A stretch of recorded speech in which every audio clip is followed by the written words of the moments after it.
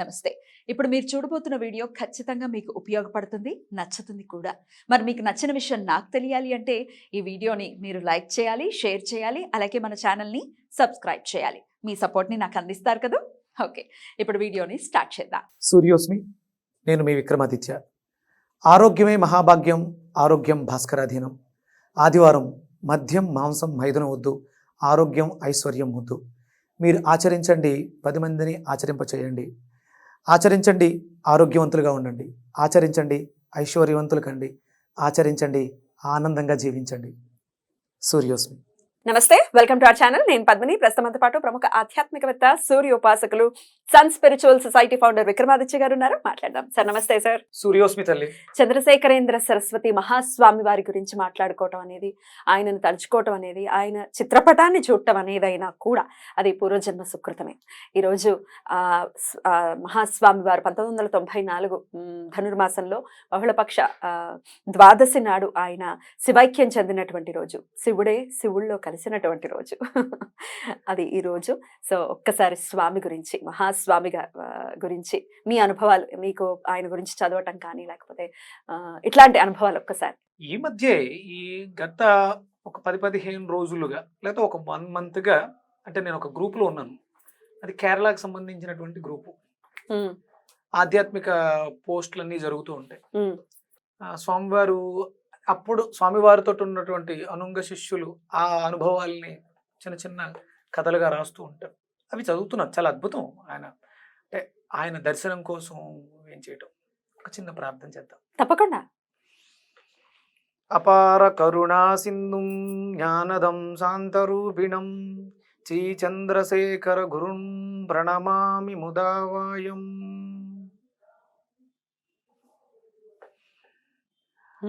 అందులో భాగంగానే మీకు నేను ఫోటో పంపించాను. మీరు పొద్దుటే ఫోన్ చేసి చెప్పిన వెంటనే చాలా కనపడుతుంది వెనకాల బ్యాక్గ్రౌండ్ లో. అవును, చాలా అద్భుతంగా ఉంది ఆ ఫోటో. ఆయన దగ్గర ఆయన దర్శనం కోసం వచ్చే వాళ్ళలో చాలా మంది వస్తూ ఉంటారు కదా. అలా వచ్చిన వాళ్ళలో అప్పట్లో ఆయన 68వ పీఠాధిపత్యాన్ని స్వీకరించారు. ఎవరైతే ఆర్టిస్ట్ ఉన్నారో ఆయనతో ఆయన మాట్లాడుతున్నారు. నీకున్నటువంటి కళా నైపుణ్యానికి ఆయనకి హస్త సాముద్రికం అంటే వీటిలో ప్రతిదీ చాలా నిగూఢంగా తీసుకురావాలి. కాబట్టి ఇక మీదట నువ్వు పూర్తిగా దైవీకమైనటువంటి చిత్రలేఖనాలు చిత్రించడం ద్వారా ఆ దైవశక్తి ఇంటింట ఊరూరా వెళ్ళాలి. కాబట్టి నువ్వు మిగతా పనులన్నీ పక్కన పెట్టి దీని మీదే శ్రద్ధ వహించు అని చెప్పడం జరిగింది స్వామివారు. ఆయన చెప్పింది కూడా ఒక విగ్రహాన్ని చిత్రించాలి అన్నప్పుడు ఒక దీపపు కాంతిలో, అంటే ఇప్పుడు ఈ రంగుల దీపాలు కాదు, ఒక దీపాన్ని వెలిగించి ఆ దీపపు కాంతిలో దర్శిస్తేనే దైవత్వం ఉట్టిపడుతుంది అంటారు. మనకి మీరు చూడండి, అంటే మనకి ఇక్కడ ప్రాంతాల్లో గర్భాలయాల్లో చూపు లైట్లు ఉంటాయి. మీరు అటు సైడ్ వెళ్ళినప్పుడు, తమిళనాడు సైడ్ కానీ ఎందుకు తిరుపతిలో కూడా ఉండవు కదా. ఉండవు. అంటే సహజంగా స్వామిని మనం దర్శించుకోవడానికి అనుకూలంగా ఉంటుంది. అలా చెప్పడంతో ఆయన అదంత ఈజీ కాదు. చాలా అంటే ఆ స్వామిని మూర్తిని పూర్తిగా చిత్రించి ఆ దర్శన భాగ్యాన్ని మనకు కలిగించాలంటే ఆ చిత్రకారుడు ఎంత శ్రమించాలో అలా ఈయన మాటను స్వీకరించి అక్కడి నుంచి అదే పనిలో ఉన్నారు. ఈయన శ్రీమతి వయసు పైబడడంతో స్వామివారి దర్శనానికి వెళ్ళలేక, వాళ్ళ కాంచీపురంలోనే ఉండేవారు, వెళ్ళలేకపోతుంటే ఆవిడ అడిగిందంట ప్రేమతో, నేను స్వామివారి దర్శనానికి రాలేకపోతున్నాను, నాకు ఒక్కసారి స్వామివారి చిత్రపటాన్ని చిత్రించి ఇవ్వగలరా అని. ఆయన అలాగే అని చెప్పేసి అని స్వామివారికి కోరిక విన్నవిస్తే ఆయన కదలకుండా చిత్రకారుణ్ణే చూస్తూ ఆయన్నే చూస్తూ అలా ఉండిపోయారు.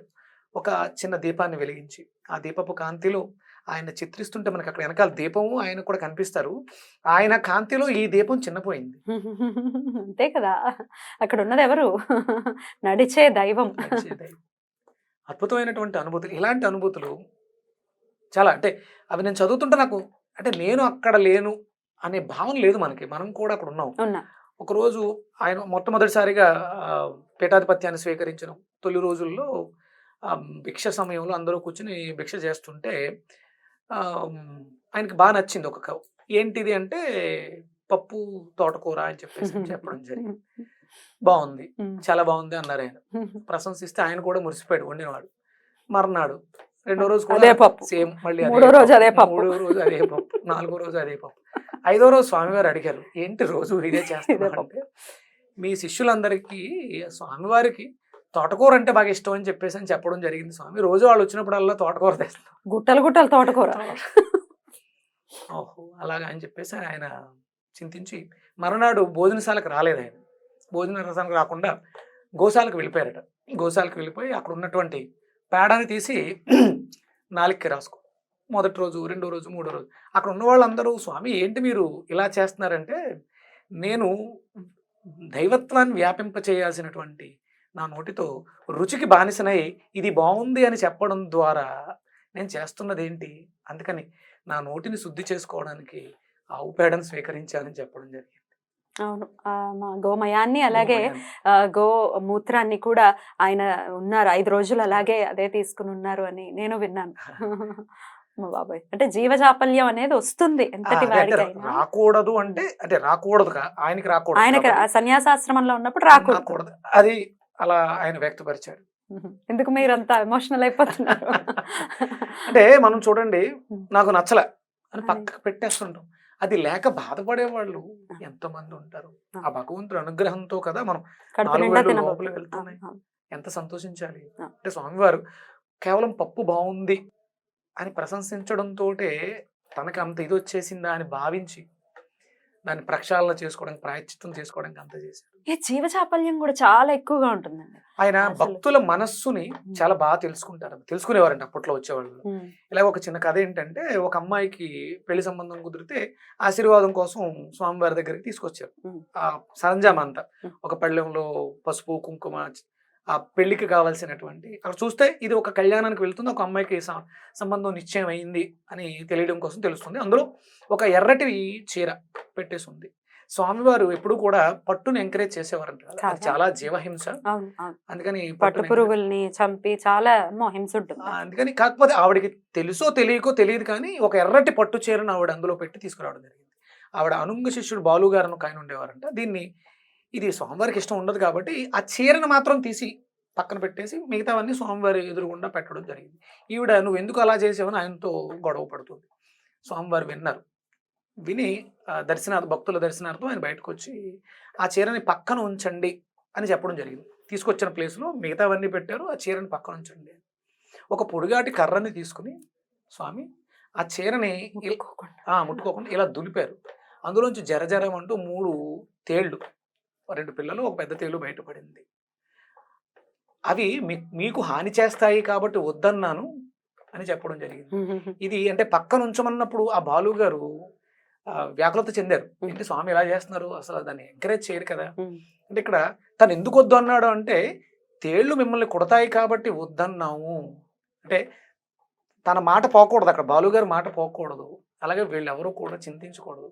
అందుకని ఈ చీరని తీసుకెళ్లి షాపులో ఇచ్చేసి మంగళకరమైనటువంటి అంటే పసుపు రంగు అంటే పెళ్లికి వెళ్ళేది కదా, ఎరుపు రంగు ఎందుకు అని ఆయన ఆ సందర్భాన్ని అంటే భక్తుల యొక్క మనస్సును తెలుసుకుని సందర్భాన్ని ఎలా మార్చేశారు. ఇంకో కొత్త వస్త్రాన్ని తీసుకురండి, ఏది తీసుకోవాలి అనేది కూడా అడగొద్దు, షాపు వాళ్ళ దగ్గరికి వెళ్ళండి వాళ్ళే ఇస్తారు అని చెప్పి. అద్భుతం. అయితే పీఠాధిపత్యం వహించడం అంటే అదేం ఆషామాషి విషయం కాదు. ఎంతమంది వచ్చినా చంద్రశేఖరేంద్ర సరస్వతి మహాస్వామి వారు అంటే అదొక వైభవం. ఇక్కడ మన స్కందగిరిలో కూడా ఆయన విగ్రహం ఉండటం ఎంత సజీవంగా ఉంటుంది. స్వామి ఉన్నారా, వింటున్నారా మన కష్టాలని అనిపిస్తుంటుంది. అలాగే ఇక నేను అడగాలి అనుకున్నది, ఇలా ఎవరైనా కానీ పీఠాధిపత్యం వహించారు అని ఎవరైనా ఇప్పుడు కూడా అది అలా కొనసాగుతున్న పరంపర, వాళ్ళ గురించి ఏదో ఒకటి వ్యాఖ్యానించటం, వాళ్ళని విమర్శించటం లాంటివి చూస్తూ ఉంటాం. కలియుగం కదా, మరి ఉంటుంది. ఇన్నోసెంట్గా అవ్వచ్చు, తెలియకపోవచ్చు, అలా మనం మాట్లాడకూడదు అనే వాళ్ళ బ్రాటప్లోనే అది లేకపోవచ్చు, విమర్శించే పరిస్థితి ఉంటుంది. ఇప్పుడు యూట్యూబ్ ఎంత వైడ్గా పెరిగిన తర్వాత ఎవరి ఔన్నత్యం ఏంటి అని 10 మంది చెప్పిన తర్వాత ఓహో అరే ఆ సందర్భంలో స్వామివారిని నేను తప్పుగా అనుకున్నాను అని కొంత బాధ అనిపిస్తుంది. మన మనసుకి మాత్రమే తెలుస్తుంది మనం తప్పు చేస్తే కదా. ఒకప్పుడు చేసినవి అయినప్పటికీ గుర్తొస్తాయి, స్ఫురణకు వస్తుంది. ఆ టైంలో మనం తప్పుగా అనుకున్నాం, క్షమార్పణ ఎలా చెప్పాలి? ఆ స్వామివారి ప్రార్థన, ఆయన కరుణా సింధు కదా, అపార కరుణా సింధు. అది వారికని కాదు ఎవరికైనా, అది మనసులో మెదిలిన వెంటనే నేను తప్పు చేశాను అని భావన కలిగిన వెంటనే, అంటే ఆ పీఠం మీద ఆయన శక్తి ఉంది. ఆయన 68వ పీఠాధిపతి. దాని ముందు కావచ్చు, లేకపోతే ఇప్పటి వరకు ఆ పరంపర కొనసాగుతుంది. వాళ్ళలో ఎవరిని దూషించిన అది గురు పరంపర. ఎగ్జాక్ట్లీ. అది ఒక అది అంత ఆషామాషి కాదు. ఒక ముళ్ళ కిరీటం లాంటిది. ఒక ముళ్ళ కంప మీద కూర్చుంటున్నట్టే ఉంటుంది. ఆ. వాళ్ళు తమ సుఖాలని, వాళ్ళకున్నటువంటి వీటిలన్నిటిని అంటే ఆ జన్మ అందుకే తీసుకున్నారు. ఆ ఆశ్రమ ధర్మాన్ని అందుకే స్వీకరించొచ్చింది. కాబట్టి ఇవన్నీ వాళ్ళకేమీ అంటవు. కానీ వాళ్ళని దూషించడం ద్వారా ఆ కళంకం చూడండి. డెఫినెట్లీ. తోటకూర పప్పు బాగుంది అన్నందుకు రెగ్యులర్‌గా తెస్తున్నారు, వ్యామోహానికి లోనవుతున్నానేమో అని ఆయన ప్రాయశ్చిత్తం ఆవు పేడతోటి, ఆవు మూత్రంతోటి 5 రోజులు గోమయంతో చేసుకోవడం, ప్రక్షాళన చేసుకోవడం. అది ఆయన ఎవరిని దూషించలేదే. అసలైతే అవసరం లేదు. నా మనసు చలించింది. ఇది నాది కాదు, నేను ఇలా ఉండకూడదు. మరి మనం చేసే దూషణ ఎంత పాపం అయి ఉంటుంది. మనం ఎలా ప్రక్షాళన చేసుకోగలం కదా? చేయగలమా?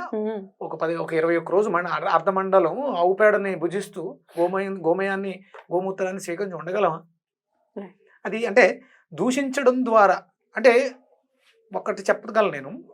మీరు తప్పు చేస్తున్నారు అనుకుందాం, మీరు తప్పు చేశారు, మీరు తప్పు చేశారని వాడికి చెప్పడం ద్వారా ఏమవుతుందంటే, ఒకవేళ మీరు చేసినటువంటి ఆ పాపం 10ంతలై షేర్ చేయబడుతుంది.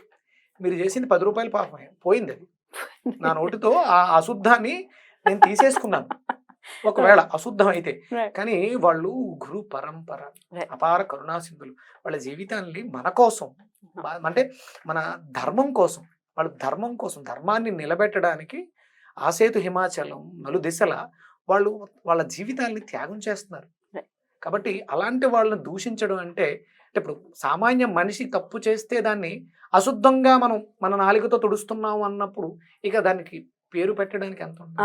ఎన్ని జన్మలు ఆ పాపాన్ని అనుభవించాల్సి వస్తుంది. అంత అవసరం లేదు, మనకు తెలియదు వారి గురించి. నమస్కారం, అంతే, అయిపోయింది. అసలు నమస్కారం కూడా పెట్టాల్సిన అవసరం ఏమీ లేదు. అది దూషిస్తే మాత్రం జన్మల కట్టి కుడిపేస్తుంది. దాని జోలికి వెళ్ళొద్దు దయచేసి. ఒకవేళ ఆల్రెడీ జరిగి ఉంటే గనక క్షమార్పణ మనస్ఫూర్తిగా. ఆత్మని నివేదన చేసి స్వామి తెలియక, అంటే భౌతిక దేహం అజ్ఞానంతో మాట్లాడుతుంది. ఆత్మ ఎప్పుడు అలాంటి తప్పులు చేయదు. ఎందుకంటే ఆయన వేరు, నేను వేరు కాదు. ఆయనలో ఉన్నది ఆత్మతత్వమే, నాలో ఉన్నది ఆత్మతత్వమే. కాబట్టి ఆయన వేరు, నేను వేరు కాదు. భౌతిక దేహం అజ్ఞానంతో, ఆహార పదార్థాల మీద ఉన్నటువంటి వ్యామోహంతో, ఆయన చిన్న వ్యామోహానికే ఆయన బాధపడ్డారు. కరెక్ట్. ఇంకో ప్రశ్న విక్రమాదిత్య గారు, అదేంటి అంటే చాలా మందిలో ఉంటుంది థాట్ ప్రాసెస్, గొప్ప వాళ్ళందరూ పక్కింట్లో పుట్టాలి, మన ఇంట్లో వద్దు. ఇప్పుడు సన్యాసాశ్రమం స్వీకరించారే అనుకుందాం. ఇప్పుడు ఇస్కాన్ మనకు తెలిసిన అటువంటి సంస్థ, ప్రభుజీ ఎన్నోసార్లు మన ఛానల్కి కూడా రావటం, మాట్లాడటం జరిగింది. అయితే ఇస్కాన్కి అంటే కృష్ణ సేవ చేసుకోవాలని ఎంతో మంది ఇస్కాన్కి డివోటీస్గా వెళ్ళటం అనేది చూస్తూ ఉన్నాం. అయితే అపోజ్ చేయటం, తల్లిదండ్రులు దానికి సహకరించకపోవటం, రకరకాల కారణాలు ఉండవచ్చు. కానీ నారు పెట్టినవాడు నీరు పోసే తీరుతాడు. ఈ జగత్తుని పరిరక్షించేవాడు జగద్రక్షకుడు అయినటువంటి ఈశ్వరుడు, ఆయన చూసుకుంటాడు. నీ పిల్లవాడు నిన్ను పోషిస్తాడా, నీ పిల్లవాడు నిన్ను చూసుకుంటాడా? కాదు, మన తండ్రి ఉన్నాడు.